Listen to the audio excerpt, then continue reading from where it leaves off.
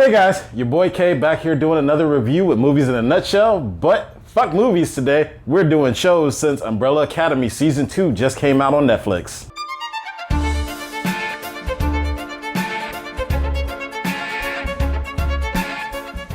Spoiler alert, if you haven't seen it and you don't want it to be ruined, go fucking watch it, because I'm about to talk about it in depth. Season 2 finds the Hargreeves family in the early 1960s, once again trying to stop the end of the world. This time, they don't know what it's caused by. Well, it's not really this time. Last time they didn't know what was caused by it either. But this time they know it's due to nuclear fallout from an all-out war between the Russians and America in 1960s early Cold War. The character development is outstanding in this show. A lot of the characters are different for the most part than they were in the first season. Luther still has daddy issues, but is much more despondent of his father. Klaus is no longer, or should I say, not as much of a drug addict and alcoholic as he was in the first season. Now he's a charismatic cult leader instead, using that to fulfill all his narcissistic pleasures. Vanya finds herself with amnesia on a farm, not knowing who she is or what she's done and how she caused the apocalypse in the previous season. Allison is helping spearhead the civil rights movement out in Dallas, and Luther is working for a notorious gangster who makes him bare knuckle box, even though he's just a big old bitch. And lastly, we have Five, who, the last one to arrive in the past, is the first one to learn about the apocalypse and tries to rally his family together to stop the impending doomsday. Naturally, this dysfunctional family does not listen to what he says, as they're all too involved in their own lives, given that they've been in the past much longer than he has. Handler stages a coup and ends up becoming the head of the commission. Five tries his best to stop the end of the world and get his family back to 2019, and it all comes to a head when they actually do save the world at the expense of Ben dying. Now, if you're wondering how a ghost can die, it left me confused too, but I saw that part at 6 in the morning after being up for 22-ish hours, so I didn't really bother that much on it. So Ben dies, saving Vanya from destroying the world again because she's being tortured by the FBI, who thinks she's a Russian spy because it's the fucking 60s and apparently that's what we used to do to people. Long story short, save the day, but they all end up becoming international terrorists as the government thinks that they had something to do with an assassination or the assassination of John F. Kennedy. The whole thing comes to a head, ending up at Vanya's farm when Handler shows up with an army of assassins to try to kill the Hargreeves for just their many unnoticed slights against her, apparently. There's a huge battle. The Hargreeves win. They end up making it back to 2019, only to find that they changed the timeline and that there is no Umbrella Academy. There's now the Sparrow Academy, and there are new students who they do not know. Oh, and Ben is alive. He was never a ghost in this timeline. And that's where the season ends, leaving you on a cliffhanger, much like in season 1, when the moon exploded, crashed into Earth, and they traveled back in time, leaving you wondering what the fuck was gonna happen. And now it's time to rate this bitch. So let's jump into the ratings bar, is what I would normally say, but fuck that shit. This is the show, and I'm gonna just tell you what I genuinely thought. So when the Umbrella Academy first came out, I was a little skeptical. I'm still very much salty and mad at Netflix for cutting their Marvel deal. I understand why they did it, but Daredevil was one of the best shows I've ever seen of comic book adaptations. I enjoyed Punisher. I enjoyed Luke Cage season 2 and 1. Iron Fist season 2. Iron Fist season 1 was pretty bad. And the Defenders could have been better,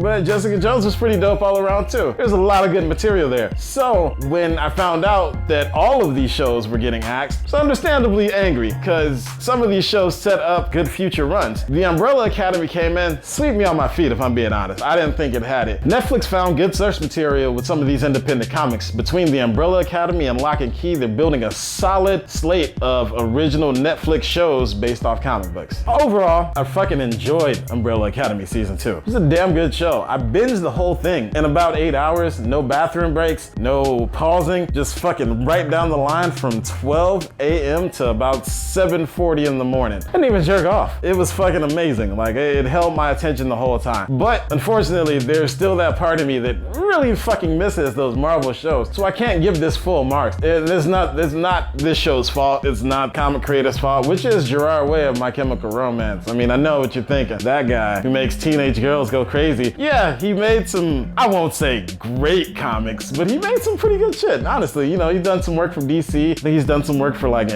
Vertigo and shit. Like, he's got a full slate. If you're having doubts about watching the show, if you're like, oh, I've never read the comic, I don't know what's going on. I never read the fucking comics either until I started reading them recently. You don't have to read the comics to enjoy this show. It starts and it gives you everything you need to know in order to enjoy it. It's a fucking great show all around. Both season 1 and 2 are fantastic. And what the fuck else are you really doing right now? You can't go anywhere. You can't drink at bars. You can't go out to restaurants and sit indoors anymore. Fucking watch some Netflix. Watch the show. Give it a 4 out of 5. It's dope. It's definitely good. Like, there are a lot of things I really enjoyed. I mean, even the soundtrack is phenomenal. It's tremendous. You should check this show out. If you guys agree or disagree with me, let me know down in the comments below. As always, thanks to our sponsor, Neft Vodka. Drink responsibly. Remember, guys, it's Neft